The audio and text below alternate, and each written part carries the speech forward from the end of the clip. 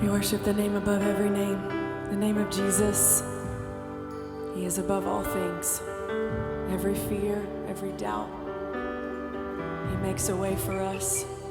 We want to continue to worship Him today. Our way maker. Let's sing this out. You are here, moving in our midst. I worship you. I worship you. You are here, working in this place. I worship you. I worship you. Sing. You are here, moving in our midst. I worship you. I worship you. You are here, working in this place. I worship you. I worship you. You sing. 'Cause you are waymaker, miracle worker, promise keeper, light in the darkness, my God, that is who you are. You are waymaker, miracle worker, promise keeper, light in the darkness, my God, that is who you are. You are here, touching every heart. I worship you. I worship you. You are here, healing every heart. I worship you. I worship you. You are here, turning lives around. I worship you. I worship you. You are here, Lord, mending every heart. I worship you. Come on. I worship you, Lord, 'cause you are waymaker, miracle worker, promise keeper, light in the darkness, my God, that is who you are. You are waymaker, miracle worker, promise keeper, light in the darkness, my God, that is who you are. You are waymaker, miracle worker, promise keeper, light in the darkness, my God, that is who you are. Sing, you are waymaker, miracle worker, promise keeper, light in the darkness, my God, that is who you are. Sing, that is who you are, Jesus, that is who you are. You are. That is who you are. Sing, that is who you are, Lord. That is who you are. That is who you are. That is who you are. Sing, you are waymaker, miracle worker, promise keeper. Yes, my God, that is who you are. You are waymaker, promise keeper, my God. Hey, good evening, everyone. Welcome back to this week's broadcast. And as we said last week, Pastor Billy said that I'd be preaching for you guys, and still on the subject of bones and bodies. Now, this is the third week into this new series. Before we read tonight's text, though, I want to ask a question. Have you ever made a promise? Now, have you ever made a promise that you bailed on? For whatever reason, you just didn't do it. Next question. Does the God of the Holy Bible really keep his promises?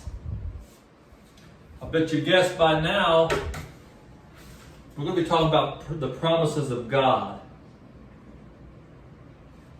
The dictionary defines a promise as an assurance that someone will do a particular thing that they said they would do.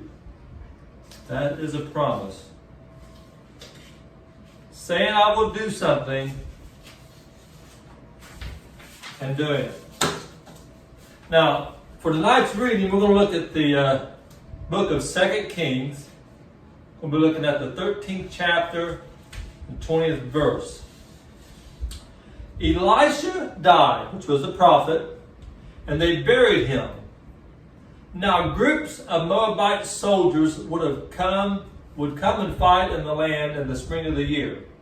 As the man was being buried, some of these Moabite soldiers were seen, so the man who was being buried was just thrown into Elisha's cave because the guys that were with him, the burial procession, were afraid that these Moabite soldiers would attack him, of course, and kill him. So in a rush, they say, here's a good place, let's just throw him in here.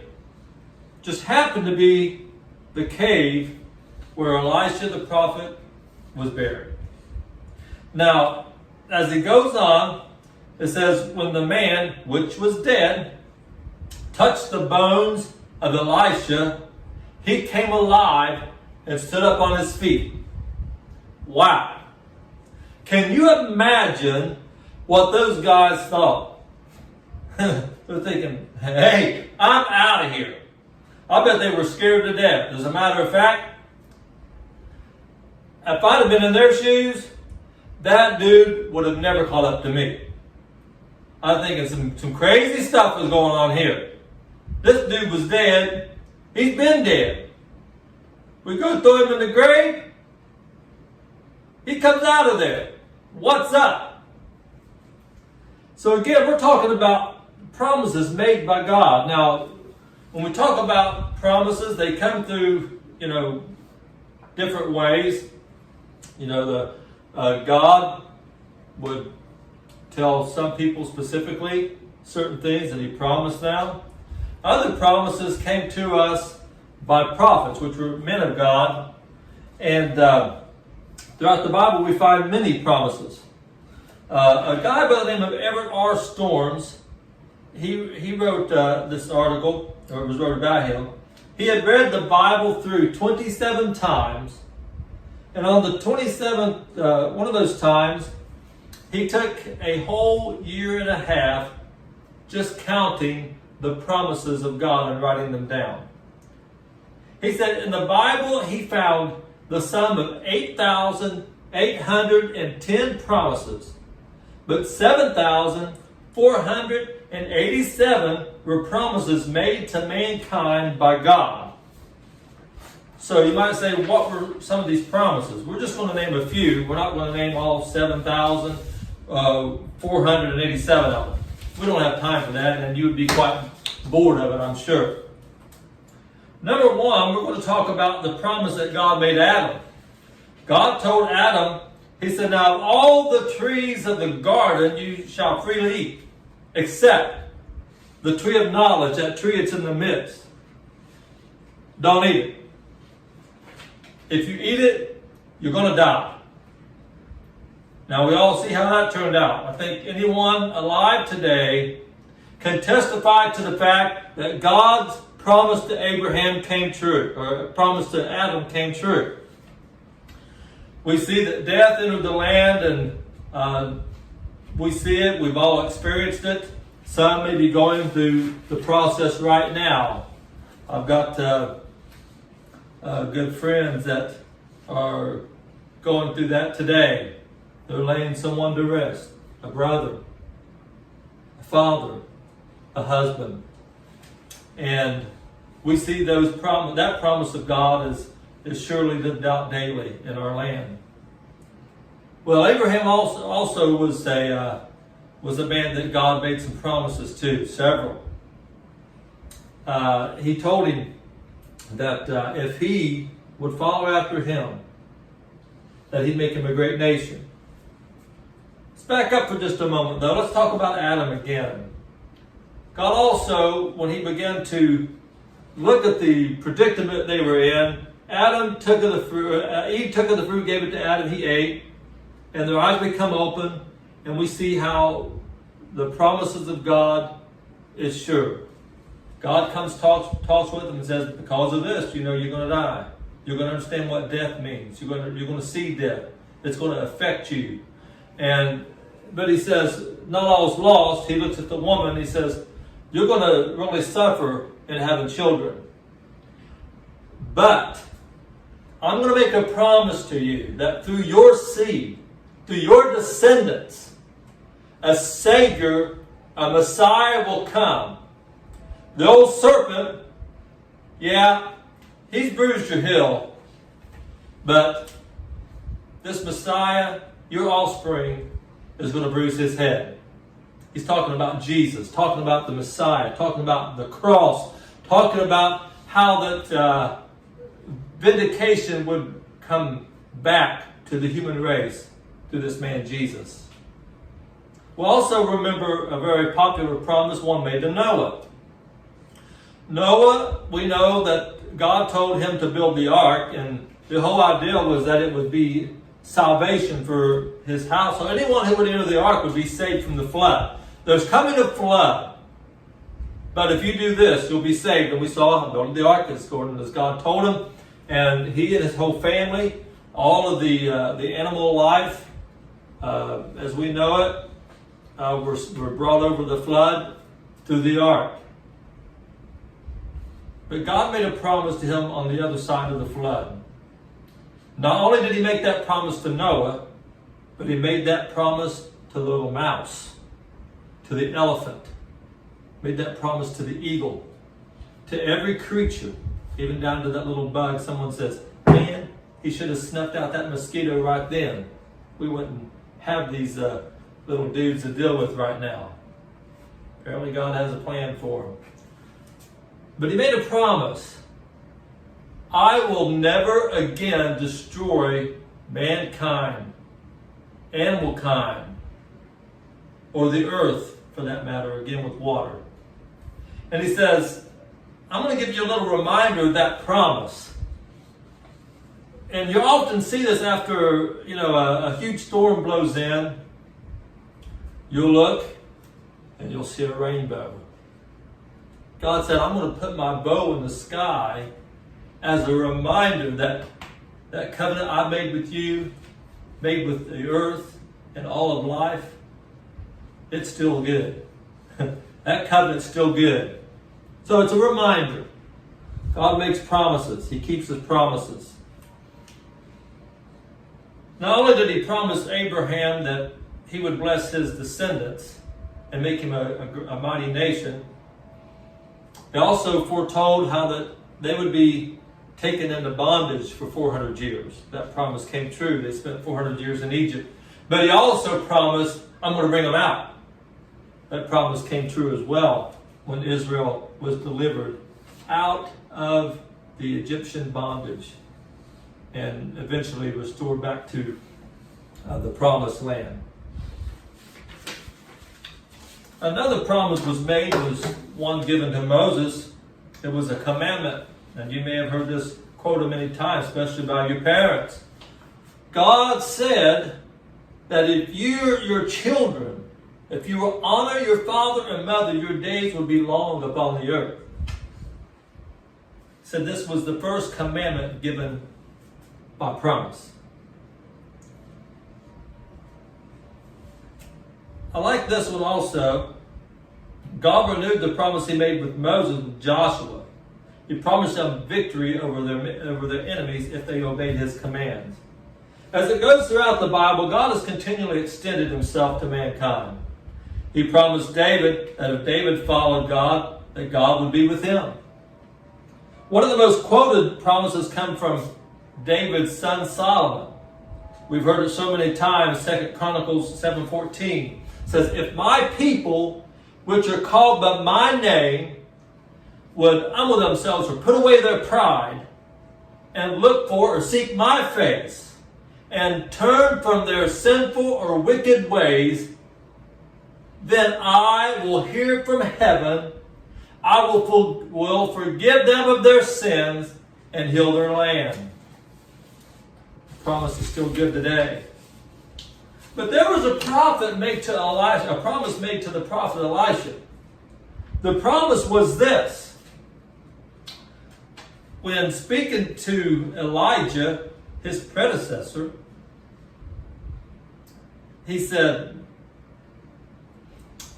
"What are you wanting from me?" Elijah looks at Elisha and says, "What do you want from me? You've been following me around.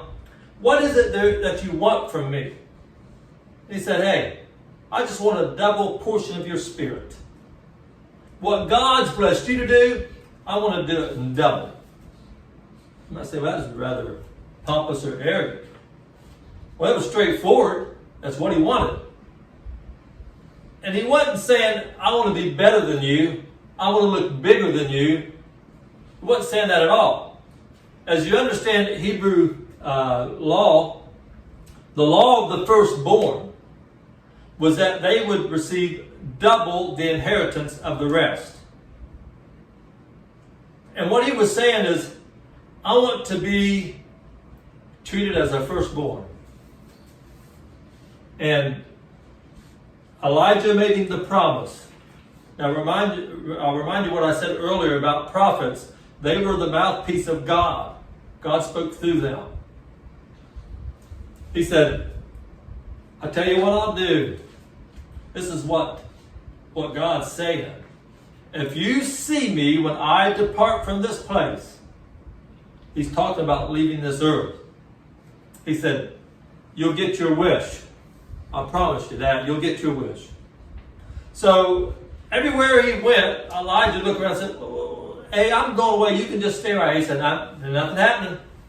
I'm going where you go. I've got a determination. I want to receive that promise." So he stood right with him. And then I kind of wonder if he ever let him get out of his sight. So we see here back to our verse where it talks about Elisha is dead. Now it says his bones, they threw that man's body on his bones, so he'd been dead for a while. I don't know how long, but a while. But the sad part about that is he died coming up one miracle short of being double that of Elijah. You might say, what happened? God promised. You're saying God didn't fulfill his promise. He didn't get double. He was promised double, but he didn't get it. Here's the rest of the story. I can just imagine as Elisha's on his deathbed, and he may have been recounting all of the miracles that he'd seen done by God through him. And he just kept racking over. Did I forget one? Did I miscount? The way I see it, I'm one short. What did I do wrong? I done exactly what God said. I was there. I was with him. I was a good servant. What went wrong? What happened? All these things must have rushed through his mind. He's dying and he's still one miracle short of performing double the miracles of Elijah. I want you to know something, that God never makes a mistake and God cannot lie. I've talked with people who, after they were saved, made the proclamation that they had praying mother, father, grandparent, spouse, someone who kept lifting their names up to heaven in prayer. God never forgets. I had a great uncle by the name of Uncle Bill Bailey. Yes, I was named after him. I never met a man quite like him. He was he was a man. He was quite a man. Great man of God. In fact, Dad would tell me stories about him. Before I was born, he wasn't always that way. See, he was like in his 40s before he ever got saved. Dad said he was a drunk, a moonshiner. He had his own still up in the mountains. And as a matter of fact, I think he must have spent most of his time there from how it sounds. But he had a praying, faithful wife named Aunt Myrtle. Man, could she cook. We'd go to their house, and man, I loved her apple pie. She just, everything she made, it just tasted great. I can never forget the time spent out on their front porch on the swing. And of course, as a little kid, they had a creek that ran down in front of the house, and a little branch run down the side of the mountain that come on the side of the house. And that's where you'd find me. I'd often love to be there playing in the water, but I always loved to go. And Aunt Myrtle would always say, "Are you all hungry? Would you like something to eat?" And of course, if we hadn't just eaten, sure, we'd enjoy her cooking. She's a great woman. But beyond being a great mom, been a great wife, she was a great soldier for the Lord. And I can just imagine hearing her pray for her children and her husband that was unsaved. Those prayers never went unanswered. Uncle Bill got saved, and then he answered the call to preach. Some said it'll never last. He was on a drunk when he come to church that Sunday morning. I can just imagine Aunt Myrtle getting up and Uncle Bill's getting dressed to go to church. What's happening here? But he went that morning. He gave his life to God. Then he started preaching straight away. Matter of fact, most of the time he pastored 2 or 3 churches at a time. I know some of you pastors out there thinking, what was he thinking? I'm doing good to handle one. Like I said, he was a great man. To my knowledge, now Uncle Bill has been dead for some years, but to my knowledge, not one of his children have died without proclaiming Jesus as Lord of their life. Now, not all of them are dead yet, but the ones that died, I don't know any of them that have died without leaving a hope of Christ. That's a good promise. I'm not saying God promised him that his children would be saved, but I'll say this: there's some indications there. Like I said before, I don't know how long Elisha was dead when this miracle took place. But the fact remains, God remembered him. You see, the last miracle that was performed through Elisha was even after he was dead. You might say, what is it now? They brought that man that was dead and threw him on Elisha's bones. Wow. He came back to life. If you don't call that a miracle, then, friend, I can't help you. That's the best explanation I can give you of a miracle. Guy comes back to life after being dead just by touching some bones. I think that's pretty powerful to me. I don't know about you, but I count that as a miracle. And I'm sure that you, someone out there listening tonight, have maybe witnessed some miracles or been told about miracles. Things that happened that you just couldn't explain. Well, one of those things like that happened to me. In 1999, I was having some health problems they just couldn't figure out. And finally, the doctor says, hey, I've got a hunch. Let me go with it if you would. He said, I'd like to do a heart cath on you. Now, I was 31 years old. My primary care physician, first he wouldn't go along with it. He said, there's nothing wrong with this man's heart. He's too young. Well, I agreed to it. So this doctor in the ER sends me for a heart cath, gets in there, and he says, hey, I found the problem. He said, your main artery going to the heart is 99.9% blocked, and they showed it to me on the screen. It looked like a little hair line of blood coming through that clot. Well, of course, I was in trouble. Doctor says, let's do this. He said, I can do some angioplasty and put a stent in there, and that's what they done. Things went well for 10 years. Routine stress test, things went well as far as I could see, and I go back to business as normal. Go to work the next day. Get a phone call from the nurse scheduling my catheterization. I said, "What?" She said, "Oh, the doctor hasn't called you." I said, "No." She said, "Well, your stress test come back out normal. We're scheduled for a catheterization." So they did so and found out that stent that was put in 10 years ago had grown scar tissue and it needed some attention. So after talking with a surgeon, the best route was open heart surgery, and I was scheduled for that. So in September of 2009, I went in for a bypass surgery. It was done on a Thursday morning, very early. I was the first patient of the surgeon that day. In there and out, hour and 45 minutes. Doctor said, from my understanding, it was the fastest heart surgery he had ever performed and went beyond great.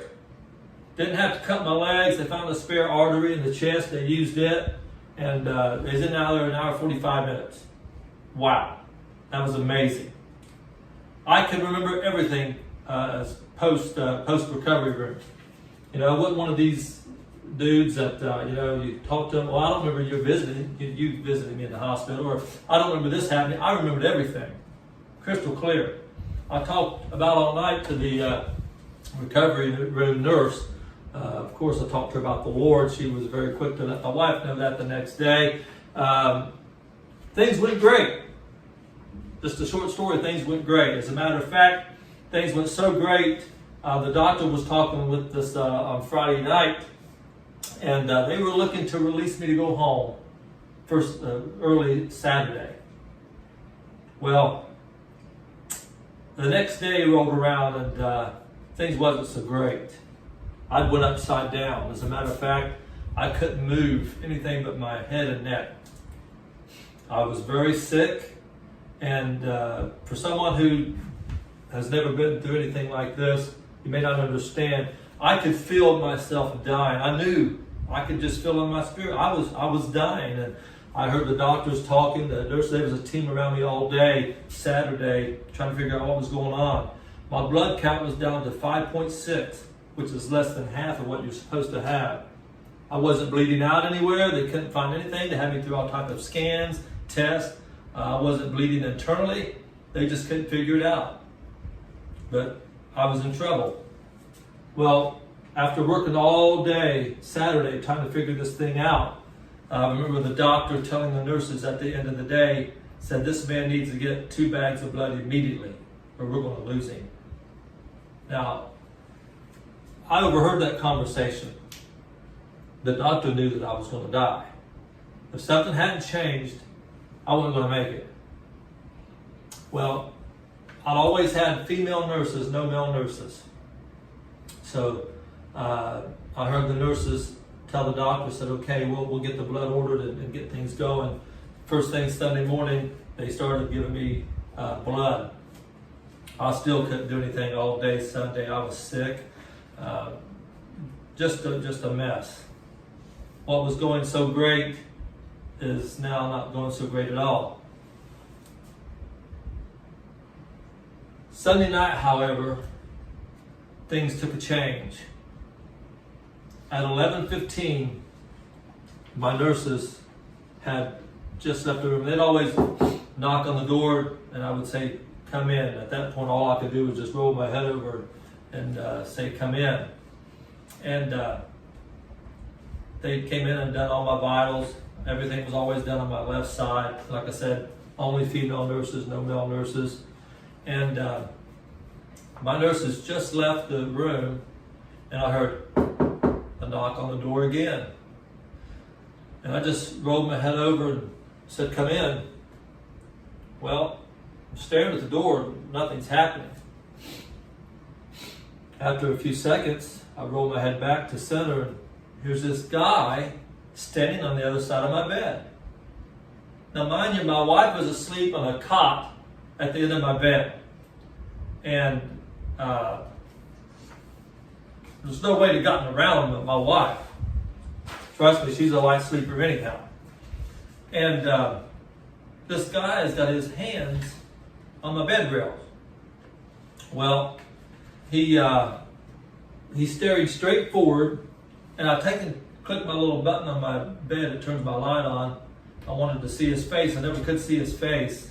But he did have a real short, thin, sandy brown beard and a short, sandy brown hair. I noticed that about him. And he had on a turquoise blue uniform. And he just stared straight forward. He never looked down at me. And he said, I want you to know everything's going to be all right. He said, I'm here to take care of you. And then he went on to say something else. He said, I was here last night when you were so sick. And as soon as he said that, it was like, boom, I could remember seeing him there the night before, but only he had on like a burgundy uniform the night before. And he said again, he said, like I said, he said, I was here last night when you were so sick. But he said, I want you to know everything's going to be all right. I'm here to take care of you. And as soon as he said it, he just disappeared. He was gone. And I just fell asleep. So I wake up the next morning, Monday morning, about, just a little after 5. Like I said, my wife's asleep on the cot at the foot of my bed. And I called for her to come over and said, baby, I said, come here and help me get up. And of course, she was like, what? You've been bedfast for the last 2 days. You can't get up. I said, yeah, I can. She wanted to call the nurse. No, don't call the nurse. Just come here. I couldn't pull on anything. My chest had been cut open. I said, just put your hand behind my back and give me a little shove. Well, after a little bit, finally I convinced her into coming over and doing just that. And I got up, stood up, walked across the room and sat in the chair. And I said, now, if you wouldn't mind, I'd like you to help me get cleaned up. So she helped me get showered up and got me changed with some fresh clothes. And I sit down in my chair and I said, now you need to go home, take care of yourself. Get out of the hospital for a little while. Go home and take your shower, relax, check on her son. Her son had been sick, hadn't been able to even come to the hospital. And so I convinced her to go home for a while. Well, she hadn't been gone very long till there was a knock on my door. And I said, come in. And this black gentleman just stuck his head in the door and he said, can I come in? I said, well, yeah. He come in and I invited him to sit on the edge of the bed. And he said, I just had to come see you. I'm thinking, buddy, I don't know who you are. I've never met you before. How do you know me? He said, well, I've been working here in this hospital for 13 years, and I ain't never felt nothing like this before. And I'm just kind of clueless at this point. And he said, when I got off on the elevator, he said, I could feel it. He said, something's going on. He said, go by the nurse's station. I hear them, they're all buzzing around about this dude, about this guy in this room. You, talking about you. You was dying yesterday. But this morning, you're up, you're sitting in your chair, you're reading, you're singing, and you're whistling. They just can't believe it. And then I told him my story. He got so blessed. Hear me tell me my story, what happened to me the night before. 9 weeks from that day, I was back doing my job as a heavy-duty trailer mechanic. And if anybody knows what that entails, we're talking 100-pound nearly brake drums, lifting them up and putting them on the axles. We're talking about some heavy work. We're talking about someone just had their chest cut open. I was doing heavy work like that 9 weeks later. Don't tell me that God's not true to his promises. He said, I'm here to take care of you. And he did just that. And it's not stopped there. He's still taking care of me every day. And truth be known, he's taking care of you too. And I'm thankful for God's promises. But I'm thankful not only that God makes promises, but God keeps promises. Like I said, I know that there's many others out there that have stories about God's faithfulness as well. We find other promises in the Word of God also. He said, for one, I'll never leave you, and I'll never forsake you. He said, cast your cares upon me, for I care for you. That's a promise. Promise that he cares for you. The prophet Micah wrote concerning Bethlehem of Judea that a ruler would come from there that would rule Israel, foretelling the birth of Jesus. That promise came true. Isaiah also wrote about concerning Jesus, saying he would be unjustly accused, beaten ferociously, then crucified. That promise came to pass. Jesus told Peter, one of his closest disciples, Peter was telling just what a faithful person he was, and just how dedicated he was. And Jesus looked at him and said, before the rooster, some say cock, before the rooster crows twice, you'll deny me 3 times. And he did. That promise came true. There was other promises made also. There were promises made to the old saints that died before Jesus' crucifixion. They were promised a Messiah would come and redeem their souls from hell. Remember what I said, God cannot lie? Hebrews 11:13 says this, all these people died still believing what God promised them. They did not receive, like Elisha, what was promised, but they saw it in a distance, and they welcomed it. They died without actually grasping, touching, feeling, seeing that promise. That's called faith. Matthew's gospel records after Jesus' resurrection that other graves burst open of many godly men, and they went into the city and were seen by their friends and family. 1 Peter 3:19 says this, that Jesus' Spirit went back and preached to those spirits that were imprisoned by the law. Let's talk about that for a minute. Now, Jesus was crucified on the cross. He's buried in the tomb. For 3 days, he's buried. He wasn't just laying there lifeless. His spirit had already descended. Now, I said he went back and preached to those spirits that were in prison. Now, they were imprisoned by the fact that the grace covenant, Jesus' blood, had not yet been shed for mankind, which we know without the shedding of blood, there is no remission for sin. That means there's no forgiveness without Jesus.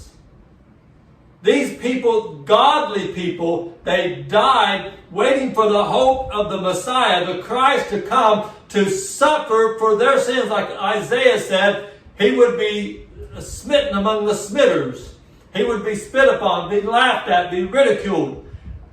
We saw all that take place, but years after Isaiah wrote about it, it happened there on Golgotha's mountain. It happened there in Pilate's hall. These things came to pass. These promises that were made that God was going to send a Messiah to come, and he did that. He kept his promise. Not only did he keep his promise that he would come, he kept the promise that he told them, if you guys will live according to my laws, I will remember you. And we can see how Jesus, I can just imagine this by the eye of faith. I think about these things sometimes, how that Jesus went back. You can just imagine some of these old prison cells. And I can just imagine as Jesus went down to them and said, I've been given the keys to both death and hell and the grave. I have the keys. I'm unlocking out the prison that you've been bound in for so long. Praise God. I can just imagine as he went by every one of those. Here's Abraham in this one. Noah's over here. And many other the patriarchs of old that had died waiting for the Messiah to come. Jesus came and he walked down the corridors of hell and he set them free. Praise God. And he's still setting people free today. Many are bound in their sins and trespasses. But Jesus has the key for you. He promised if we would trust Him as Lord, that we could be saved. All these people, they died waiting. They died longing for the Redeemer, and God kept His promise. Many scholars believe that these saints that resurrected after Jesus did were these old saints, the ones that died before the grace covenant. And they were the ones that we hear being talked about in Revelation, where it talks about the saints that are there with Him, the 140 and the 4,000. He talks about, like I said, many scholars have many different interpretations of that. They believe these are the saints that He talks about already in heaven with Him. I mentioned just a few promises. Out of 700, over 7,000, I believe 487 promises God made. I've made just touched on just a few. I like this one. He says, if we confess that Jesus is Lord from our mouths and believe deep down in our hearts that God raised Him from the dead, we can be saved. That's a promise. Or when He said, I'm going away to prepare a place for you, and if I go away, I will come back and receive you to myself, or come back and get you. That where I am, you can be also. That's a promise. Besides the promises of salvation, forgiving and forgetting my sins, and the promises of spending eternity in heaven, and being reunited with all my friends and family, people like my great uncle Bill Bailey, my grandparents, my father, many aunts and uncles, friends that have passed, dear brothers that I've met in church that have already gone. Besides all of that, one of the greatest promises is one that was made to us in Revelations chapter 21:4. And He says, I will wipe away all the tears from your eyes, and there will be no more death, and no more sorrow, no more crying, and no more pain. That's a promise that I'm longing for. And I'm resting in it. I believe it. You might say, how can you believe all those things? Well, Hebrews chapter 11 talks about all these old heroes of the faith. We often refer to it as the chapter of faith. And it talks about all these people that waited for the promise of God. And they trusted it. And then chapter 12 backs it up and says, we are surrounded by a huge crowd of witnesses to the validity of the power of God to keep His promises. So what do you think? Would you like to be on the receiving end of promises like these? Hey, you can be. It's easy.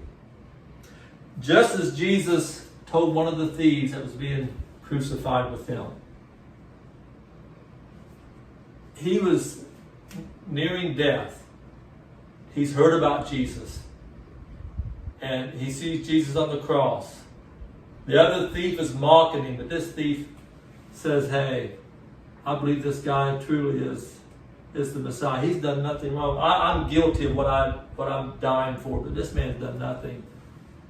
And he then turns to Jesus and said, will you remember me when you enter into your rest? When you enter into your kingdom, will you remember me? And Jesus says, this day, not 10,000 years from now, but this day, you'll be with me in paradise. What a promise. So if you've never embraced the promises, reach out to Pastor Billy or myself. We'd love the opportunity to help you take your next steps to Jesus. Be sure to tune in next week to hear another exciting message from Pastor Billy. Bones and Body. Even when I don't see it, you're working. Even when I don't feel it, you're working. You never stop working.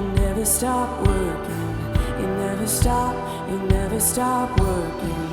Even when I don't see it, you're working. Even when I don't feel it, you're working. You never stop working. You never stop. Oh, come on. Even when I don't see it, you're working. Even when I don't feel it, you're working. You never stop working. You never stop, you never. Even when I don't see it, you're working. Even when I don't feel it, you're working. You never stop working.